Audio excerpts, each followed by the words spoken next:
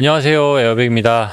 오늘도 여러분들이랑 루나 클래식 또 크립토 시장 관련돼서 계속 이야기를 해보도록 하겠습니다. 현재 뭐 크립토 시장 지금 뭐 이렇게 오늘 하루치 비트코인 차트를 보면은 뭐 하루 종일 뭐 조금씩 올라가는 모습도 보이다가 지금 막 초록색으로 바뀌고 뭔가 좋아져 보이는 기미가 보이는 것 같아 보이지만 그렇지 않습니다. 이게 일주일치를 놓고 보면은 지금 전체 크립토 시장 너무너무 안 좋습니다.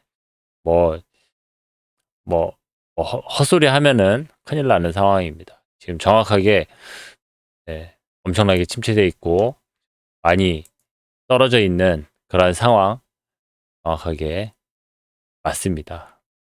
그런 상황이고, 루나 클래식, USTC 역시, 오늘 하루만 보자면은, 여러 가지 이야기를 할 수도 있겠지만은, 전체적으로 루나 클래식이라고 용 빼는 재주는 없으니까 지금 현재 크립토 시장 내에서 열심히 묵묵히 하던 일을 계속 하면서 계속 그렇게 지내고 있습니다. 그렇다고 추가적인 악재나 하락이나 이런 것들이 발생된 건 아니니까 대단하게 걱정할 필요는 없을 것 같습니다. 아무튼 지금도 USTC 같은 경우는 그래도 가격이 제법 이렇게 이게 등락폭을 보여주면서 좀 왔다 갔다 하는 모습이 사람들의 어떤 움직임이 조금 있는 것으로 판단이 되는데, 지켜봐야지 알겠죠.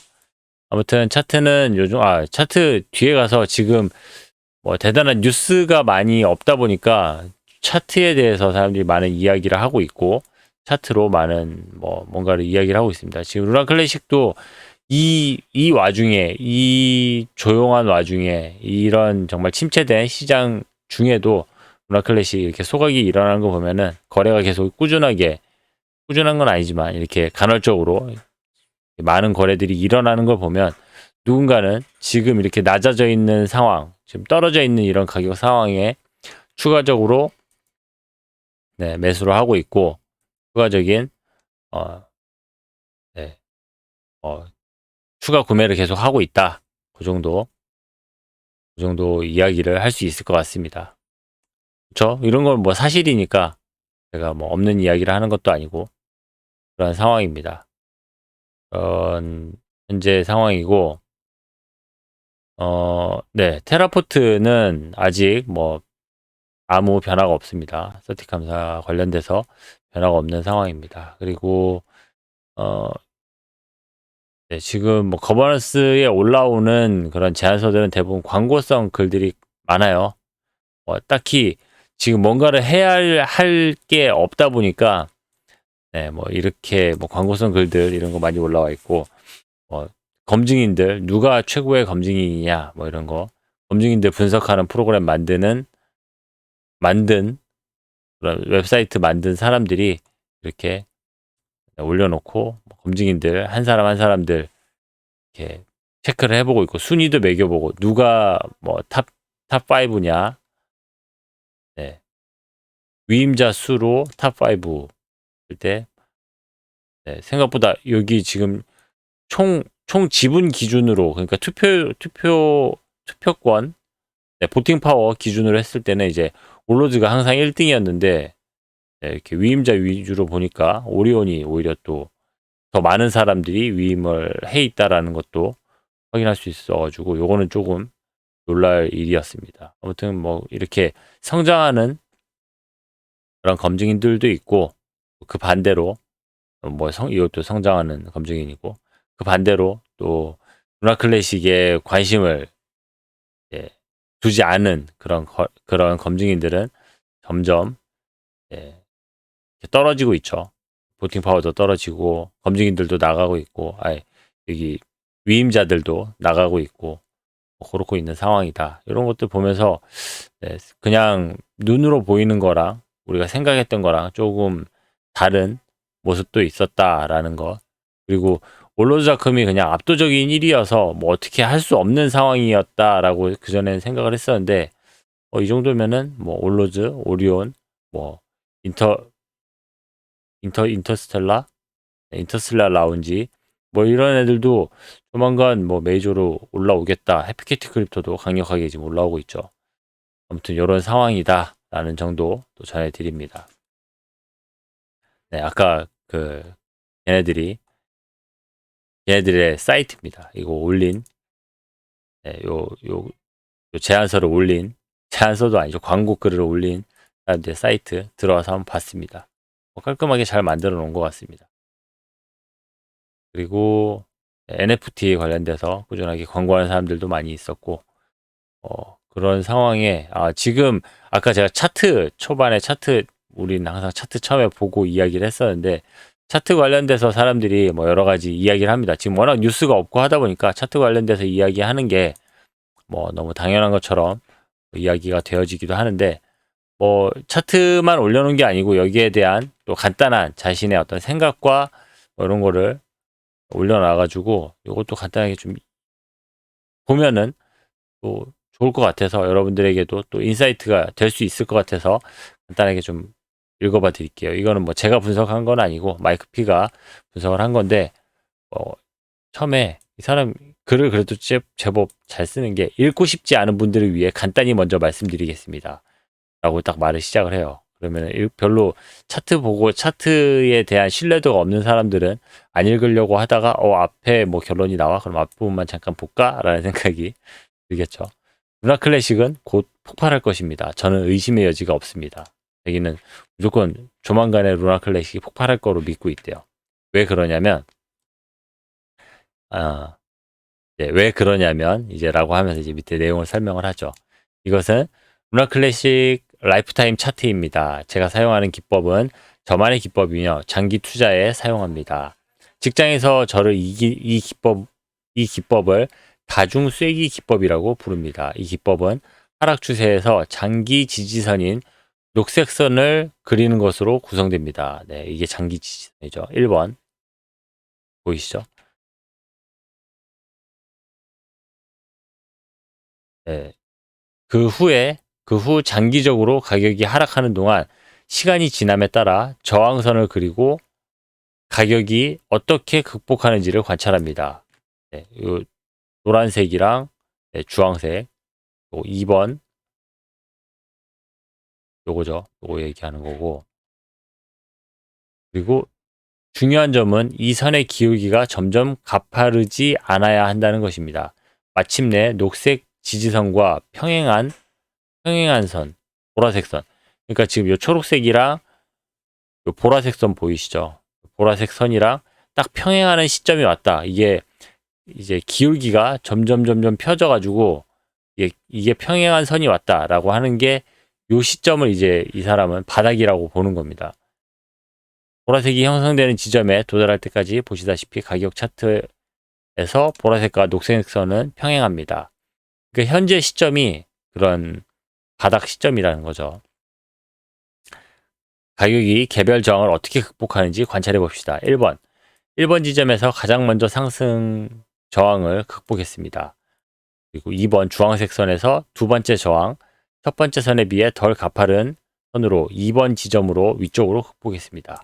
그리고 빨간색 선, 세 번째 저항, 첫 번째, 두 번째 선보다 덜 가파름으로 지점 3에서 위쪽으로 넘어갑니다. 네, 이게 점점점 이 기울기가 점점 낮아진다는 거죠. 그리고 결국 보라색 그랜드 파이널 이 저항선은 장기 지지선인 녹색 선과 평행이 되었습니다. 가격이 빨간색 선 아래로 떨어지지 않도록 주의해야 하며 이는 매우 나쁜 신호가 될 수 있습니다. 동시에 보라색 선을 상향 돌파할 것으로 예상합니다. 만약 그렇게 된다면 꽝 우리는 달나라로 날아가는 것입니다. 행운을 빕니다. 그러니까 이게 지금 마지노선이라는 어쨌든 이제 뭐 바닥이다. 마지노선이다라고 이야기를 하는 거고 이 선마저 무너지면은 정말 위험할 수 있다. 하지만 대부분 여기에서 상승을 하고 변화를 주더라라는 자신의 그런 경험과 분석이 녹아난 그런 차트를 그려놓고 있습니다. 이렇게 이걸 이제 뭐 더 확대를 해가지고 1번, 2번, 3번 해서 초록색 선이랑 보라색 선이랑 평행을 그리고 있다. 여기가 바닥이고 이제 조만간에 상승할 거다라는 마이크 피의 분석이었습니다. 네, 이 정도 상황 여러분도 뭐 이 사람이 무슨 얘기를 하는지 이 정도 보면 될 것 같고, 그리고 네, 그리고 오랜만에 이런 뉴스에 루나 클래식 관련된 뉴스가 좀 나왔습니다. 이 내용은 네, 테라폼 랩스 시타델 증권 비난이라는 제목으로 이제 올라온 뉴스인데, 이 내용은 제가 이거 카페에다 올려놨습니다. 카페에다가 이 번역된 거로 올려놨으니까 들어가셔서 확인해 보시면 되고, 테라폼 랩스 네, 요겁니다. 테라폼 랩스 UST 디패깅과 400억 달러 규모의 붕괴 배후를 밝혀내다 라는 뉴스가 좀 전에 올라와가지고 이 내용을 여러분들에게 공유를 해드렸습니다. 근데 이 내용이 이 안에 사실 이걸 왜 이걸로 제목을 했을까 싶을 정도로 안에 좀 강력한 멘트들이 많이 있어서 이 내용을 한번 좀 여러분들이랑 같이 기사를 한번 읽어보도록 할게요. 이거 뭐 이후로는 뭐 더 다른 내용이 없으니까 이 내용 같이 한번 볼게요.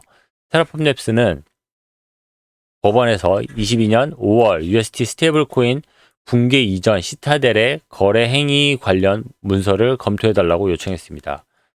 네. 시타델 증권 같은 경우는 우리나라에서도 좀 불법 거래로 한번 징계를 먹은 적이 있었는데, 네.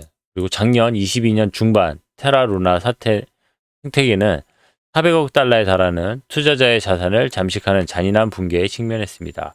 테라폼 랩스는 흥미로운 폭로를 통해 UST 스테이블 코인의 대규모 디패깅이 알고리즘의 실패가 아니라고 밝혔습니다. 저는 요게 제일 강력한 멘트라고 생각을 했거든요. 네, 지금 디패깅 된 게 알고리즘이 잘못돼서 디패깅 된 게 아니다 라고 이 멘트를 지금 테라폼 랩스 대표가 이야기를 한 거예요. 대신 스테이블 코인의 가치를 떨어뜨리기 위한 의도적인 공동의 노력에서 네, 시타델 증권의 역할을 비난을 했습니다. 테라폼 랩스 시타델 증권 타타다. 이번 주 초인 10월 10일 테라폼 랩스는 미국 플로리다 남부지방법원에 신청서를 제출했습니다. 이 신청서는 22년 5월 거래 행위와 관련된 문서를 제출하도록 시타델 증권에 강제한 것입니다. 테라폼 랩스는 22년 5월 스테이블 코인 페그에서 분리되어 1달러에서 0.02달러로 하락한 것은 알고리즘의 불안정성에서 비롯된 것이 아니라 스테이블 코인 공매도에 관여한 특정 제3자 시장 참여자의 고의적인 행위였다고, 그러니까 공격이었다고 주장을 합니다. 그리고 이 회사의 신청서는 시장 혼란이 UST 스테이블 코인의 기본 알고리즘의 불안전성 때문이 아니라고 주장을 합니다. 신청서 내용 대신 움직였다는 특정 제3자의 시장 참여자들이 공매도를 통해 UST를 1달러 가격에서 벗어나게 하려는 의도적인 노력으로 인해 시장이 불안정해졌다고 주장합니다. 시타델 증권도 USDT 공매도 또한 신청서에서는 2022년 5월 디페그 기간 동안 시타델 CEO 켄 그리핀이 스테이블 코인을 공매도할 의도가 있었음을 시사하는 공개적으로 이용 가능한 증거를 언급하고 있습니다. 네.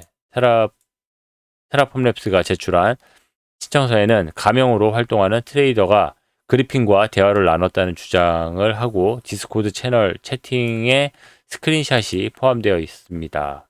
채팅에 따르면 그리핀은 그들은 루나 UST를 소로스에게 가져갈 것이라고 언급했으며, 이는 레버리지가 큰 일방향 베팅을 하는 조지 소로스의 거래 전략을 암시하는 것으로 추정됩니다. 하지만 시타델 증권은 앞서 22년 5월 UST 스테이블 코인 거래를 거부한 바 있습니다. 일부 보도에서는 불명예를 아는 테라의 창립자 권도영이 스테이블 코인 붕괴를 미리 알고 있었다는 의혹도 제기되었습니다. 플로리다 남부지방법원은 10월 10일 제출된 신청서에 대해 아직 답변을 내놓지 않고 있습니다. 라고 이렇게 올렸는데, 그러니까 이제 테라폼 랩스에서 아주 공개적으로 지금 이 디패깅 사건은 공격에 의한 거다. 지금 알고리즘의 실패로 인해서 디패깅이 일어난 게 아니고 공격에 의해서 이러한 일이 발생이 된 거다라고 강력하게 주장을 하고 나서는 건데, 네, 아주 이제 공식적인 이런 멘트는 처음 있었던 거라고 저는 생각이 됐고, 또 테라폼 랩스 대표가 이런 말을 하는 거는 더더욱이 처음 있었던 일이라고 생각이 돼서 아주 좀 의미 있는 뉴스일 수 있겠다 생각이 돼서 여러분들에게 이 내용을 전달해 드립니다. 네. 여러분들은 또 어떻게 생각하시는지 그 내용도 같이 뭐 댓글 달아주시면은 거기에 대해서 또 더 많은 이야기를 할 수가 있을 것 같네요. 네, 오늘 준비한 내용은 여기까지고요. 저는 다음 시간에 더 여러분들에게 필요한 뉴스로, 더 여러분들에게 필요한 정보로 찾아뵙도록 하겠습니다. 감사합니다. 에어백이었습니다.